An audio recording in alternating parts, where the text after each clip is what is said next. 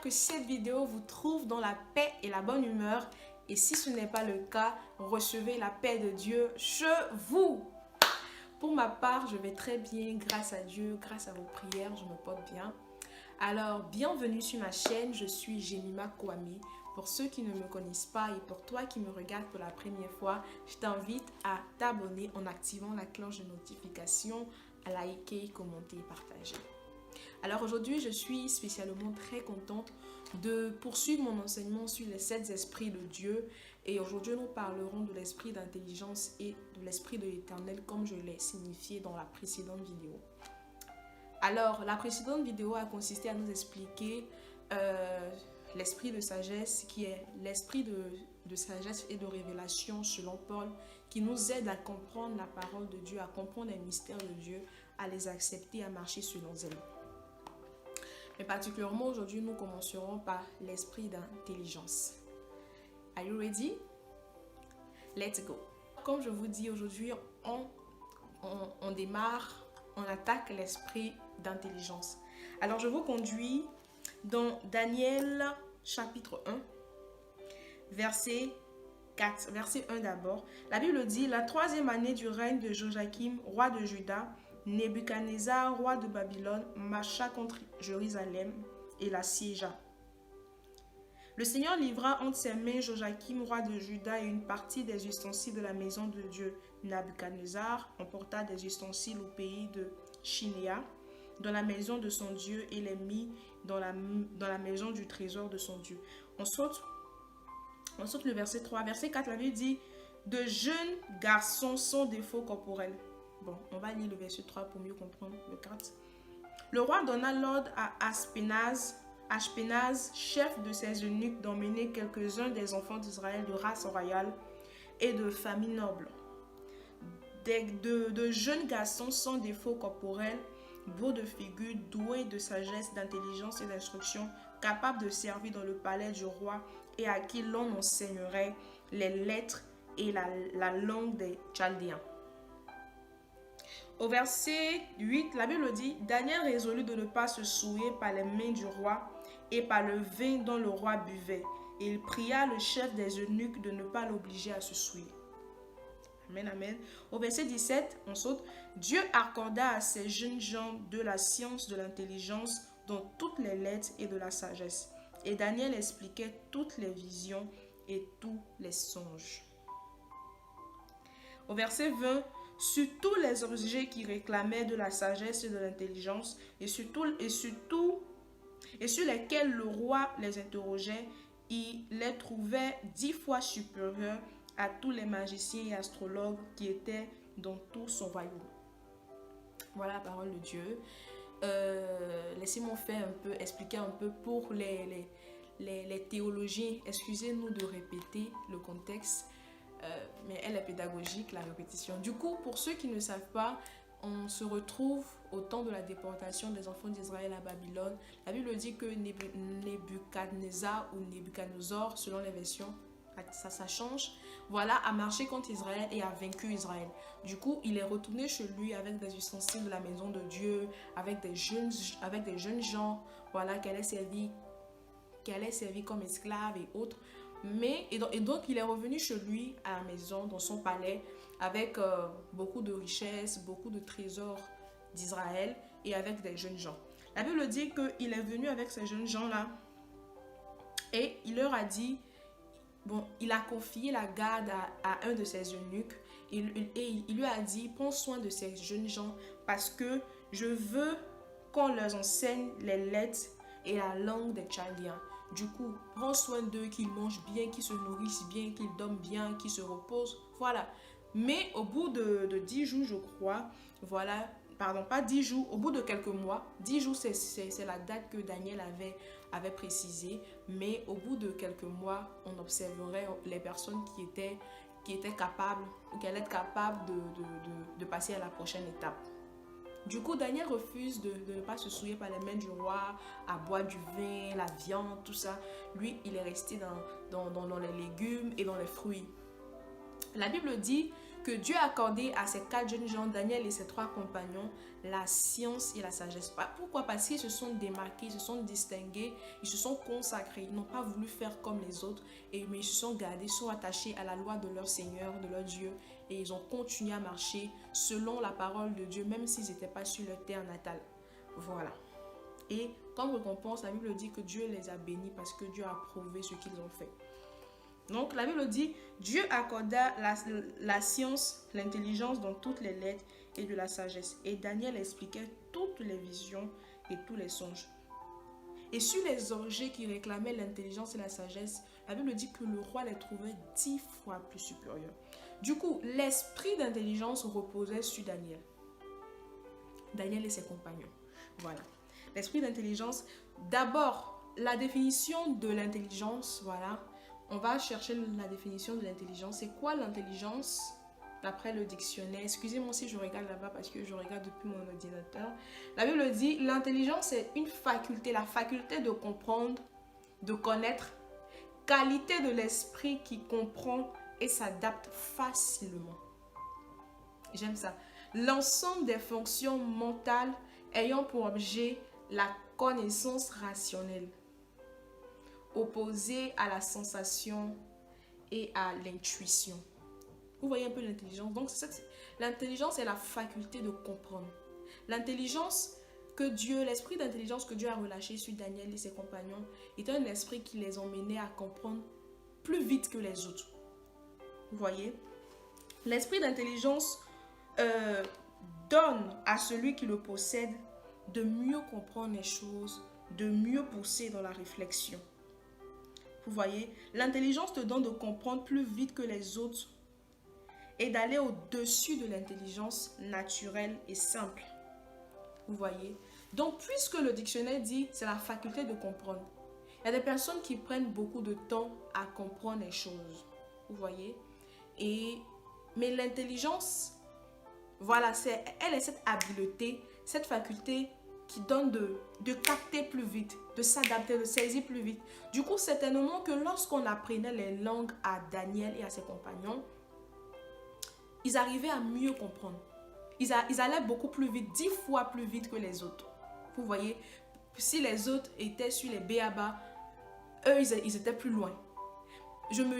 Quand j'essaie de visualiser dans mon esprit, visionner dans mon esprit, je me dis que peut-être en face du professeur, quand le professeur enseignait les langues, voilà, et la lettre, je crois, oui, les lettres et la langue des Chaldéens, voilà, lorsque le professeur était sur tel sujet, eux, ils arrivaient à voir là où le professeur partait dans l'explication.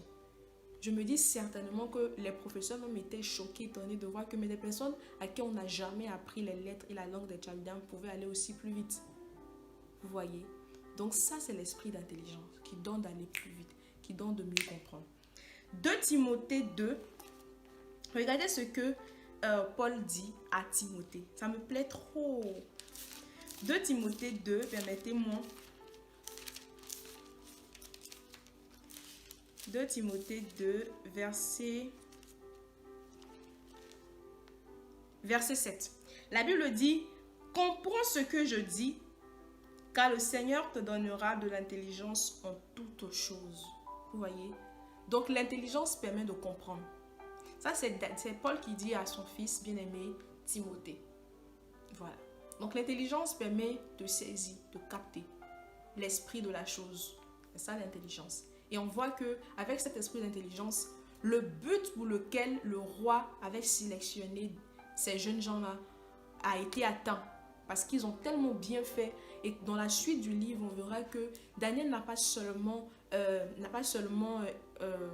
compris les lettres, n'a pas seulement appris la langue des Chaldéens, il a même interprété des visions, il a même fait beaucoup de choses parce qu'il avait aussi beaucoup de capacités. Vous voyez?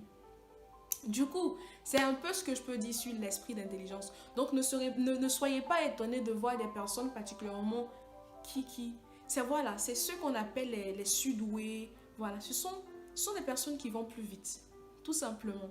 Et ça, c'est Dieu qui accorde cette grâce à qui il veut. Voilà, donc maintenant, on passe à l'esprit de l'Éternel.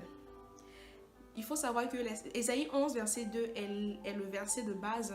Du coup, pour les nouveaux, vous pouvez vous référer à Ésaïe 11, 2 pour mieux comprendre ce que je dis et là où je vais, pour ne pas être mélangé. Du coup, on attaque esprit de l'Éternel. Là, c'est la partie qui... Non, je ne vais pas aller plus vite. Ésaïe 61. Tout le monde connaît ça. Hein? Ésaïe 61, verset 1. La Bible dit, l'Esprit du Seigneur, l'Éternel est sur moi. Non, en fait, j'ai envie de rire, en fait. J'ai envie de sourire parce que... Mais j'ai mis ma calme-toi. L'Esprit du Seigneur, l'Éternel est sur moi, car l'Éternel m'a oint pour porter de bonnes nouvelles aux malheureux. Il m'a envoyé pour guérir ceux qui ont le cœur brisé, pour proclamer aux captifs la liberté et aux prisonniers la délivrance, pour publier une année de grâce de l'Éternel et un jour de vengeance pour notre Dieu, pour consoler tous les affligés, pour accorder aux affligés de Sion, pour leur donner un diadème au lieu de la cendre, une huile de joie au lieu du deuil, un vêtement de louange au lieu d'un esprit abattu, afin qu'on les appelle des térébins de la justice, une plantation de l'Éternel pour servir à sa gloire. Amen. C'est fort ça. Du coup, ça c'est l'Esprit de l'Éternel. Donc, ça, moi je me dis, c'est une présentation claire, explicite et authentique de ce que l'Esprit de l'Éternel fait. Vous voyez? Voilà. Du coup, quand la Bible dit l'Esprit du Seigneur, l'Éternel est sur moi. Du coup, c'est le but pour lequel l'Esprit de l'Éternel repose sur la personne en fait. Donc, les différents rôles de l'Esprit de l'Éternel, pas du Saint-Esprit seulement, pas des autres esprits, mais de l'Esprit de l'Éternel. Lui particulièrement, l'Esprit de l'Éternel, lui, il porte de bonnes nouvelles aux malheureux, il guérit ceux qui ont le cœur brisé, il proclame aux captifs la liberté, il proclame la délivrance aux prisonniers, il publie une année de grâce, publie un jour de vengeance, il console les affligés. Voilà. Et vous allez remarquer que dans l'Ancien Testament, la Bible utilise beaucoup la notion de l'Esprit de l'Éternel. Je vous donne cet exercice, écoutez. Allez regarder dans la Bible si dans l'Ancien Testament, il a déjà été mentionné Saint-Esprit. Moi, j'en ai jamais vu. J'en ai jamais vu. Mais il est vrai que l'Esprit de l'Éternel est aussi le Saint-Esprit. Mais le Saint-Esprit n'est pas mentionné. Je vais vous faire un peu... je vais vous donner un peu... je vais vous sortir une révélation tout à l'heure.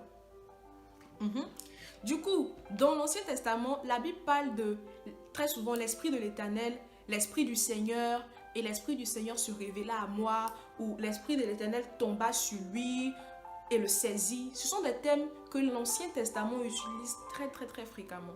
Et l'Esprit de l'Éternel reposait sur les prophètes, sur les leaders comme Moïse, sur les patriarches, voilà, sur Josué, sur les prophètes, sur les juges.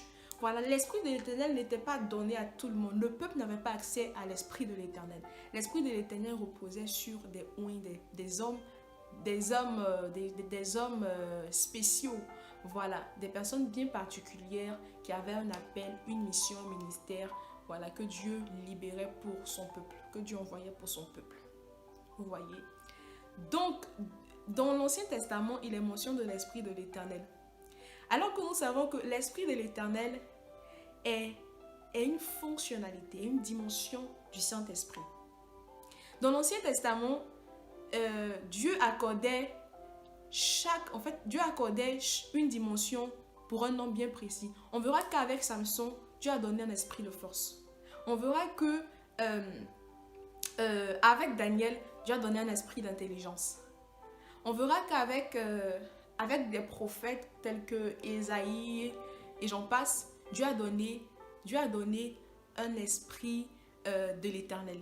Vous voyez, avec Moïse avait l'esprit de sagesse. L'esprit de sagesse dont j'avais parlé dans l'ancienne vidéo. Voilà, Dieu a donné l'esprit de sagesse à Moïse parce que c'est de Moïse qu'est venue la loi. La loi, c'est la parole de Dieu. Et je vous ai dit que l'esprit de sagesse permet de comprendre, de percer les mystères de la parole de Dieu. Vous voyez? Donc, Moïse avait l'esprit de sagesse. Et c'est cet esprit de sagesse qui l'a emmené à écrire les 10 commandements, à les expliquer quand il est descendu de la montagne, à les expliquer au peuple. C'est fort ça. Vous voyez qu'il y a des différences. Du coup, dans l'Ancien Testament, le Saint-Esprit n'agissait pas comme ça. Quand il saisissait un homme de Dieu, il le saisissait pour une mission. Le Saint-Esprit pouvait agir sous la forme de l'Esprit de l'Éternel, ou agir sous la forme de l'Esprit de force, ou agir sous la forme de l'Esprit d'intelligence. Mais le Saint-Esprit dans sa totalité ne reposait pas sur un homme. C'est fort. Ça veut dire que la dimension dans laquelle nous sommes en ce moment est la dispensation de grâce, la dispensation la plus meilleure des temps. La Bible dit que des hommes avaient voulu bien voir la grâce de cette saison-là, la grâce de cette dimension, mais ne l'ont pas eu.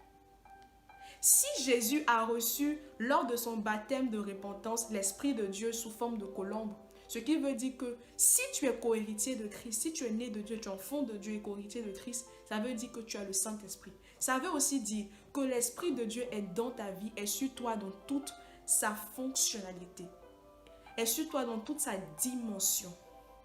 Alors toi, tu n'expérimenteras pas le Saint-Esprit sous une partie comme Moïse, sous une autre partie comme Daniel, sous une autre partie comme Samson, mais tu l'expérimentes dans toute sa globalité. Alléluia.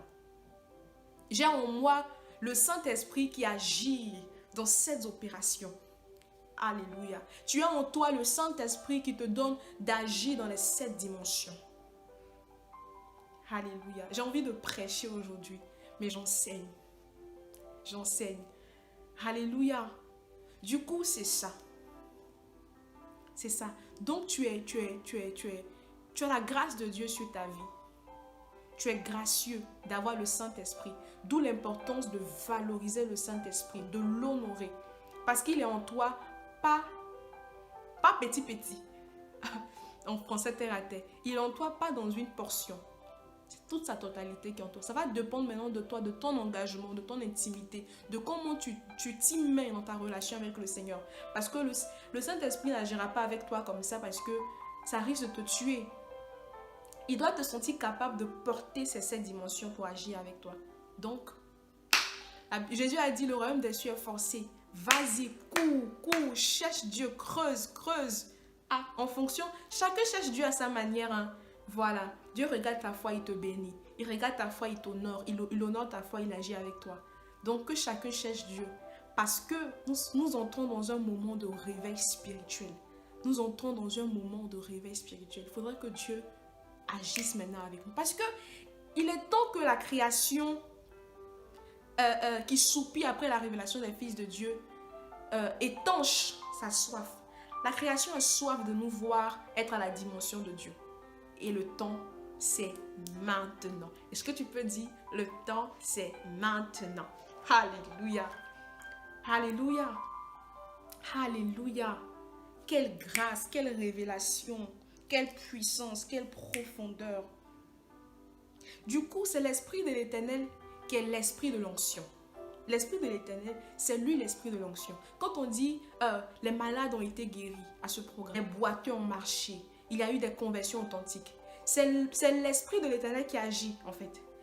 L'Esprit de l'Éternel, c'est l'Esprit de l'onction. C'est avec l'Esprit de l'Éternel que Élie a fait descendre le feu du ciel. C'est avec l'Esprit de l'Éternel que Élisée a fondu le Jourdain. C'est avec l'Esprit de l'Éternel que les prophètes agissaient. C'est avec l'Esprit de l'Éternel que les hommes de Dieu lidaient, conduisaient le peuple de Dieu. C'est avec l'Esprit de l'Éternel. L'Esprit de l'Éternel, c'est l'Esprit de la puissance, l'Esprit de l'onction. C'est l'Esprit de l'Éternel qui dégage l'atmosphère, qui bénit, qui délivre, qui guérit, qui restaure. Et quand il y a restauration et à guérison, l'Esprit de l'Éternel convainc les cœurs à emmener à la conversion, à la repentance. Ça, c'est l'Esprit de l'Éternel. Est-ce qu'on peut acclamer pour l'Esprit de l'Éternel? Ah oui, Seigneur, nous t'acclamons. Ah oui, Seigneur, nous sommes reconnaissants d'avoir relâché l'Esprit de l'Éternel dans nos vies. Vous voyez, et voilà, il y a une petite précision. L'Esprit de l'Éternel, comme Ésaïe 61, verset 1 dit, il dit pour proclamer aux captifs la délivrance, pour publier, pour la délivrance des prisonniers, publier l'année de grâce. Vous verrez que dans l'Ancien Testament, cette dimension du Saint-Esprit colle tellement bien. Parce que dans l'Ancien Testament, on parle beaucoup des enfants d'Israël. de comment Dieu a suscité le patriarche Abraham, comment il a fait sortir les enfants d'Israël du désert, comment il les a conduits à Canaan, comment ils ont vécu, comment. L'Ancien Testament, l'Ancien Testament parle de la vie des enfants d'Israël. Vous voyez? Et on voit un peuple qui avait besoin d'être délivré de la main de ses oppresseurs. Du coup, Dieu, j'ai envie de dire, Dieu n'avait pas d'autre choix que de se révéler dans sa dimension de l'éternel, parce que c'est cette dimension-là qui délivre. Et cette dimension-là, qu'il délivre de la main des oppresseurs, de la main de la captivité en Égypte. Et cette dimension-là qui guérit les cœurs brisés. Parce que, voyez-vous, ils étaient quand même abattus. Ils avaient des cœurs vraiment brisés quand ils voyaient qu'ils étaient malmenés par les Israélites. Tout un peuple dans la servitude.